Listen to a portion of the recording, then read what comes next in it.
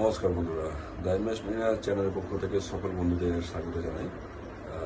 আজকের টপিক হচ্ছে SIP. SIP হচ্ছে সিস্টেমেটিক ইনভেস্টমেন্ট প্ল্যান। এটা বেসিক্যালি আপনার একটা ব্যাংকের অ্যাকাউন্ট থাকে। ব্যাংকের অ্যাকাউন্টের মধ্যে আপনার ধরুন 1 লাখ 2 লাখ যাই অ্যামাউন্ট থাক, সেই অ্যামাউন্টটা আপনার থাকলো। সেখান থেকে আপনি একটা স্কিম বা ফান্ডের মধ্যে আপনি ইনভেস্ট করতে পারেন। এটা প্রত্যেক মাসে 15 দিনে, 7 দিনে, দিনে আপনি যেরকমভাবে পারবেন এটা ইনভেস্ট করতে পারবেন।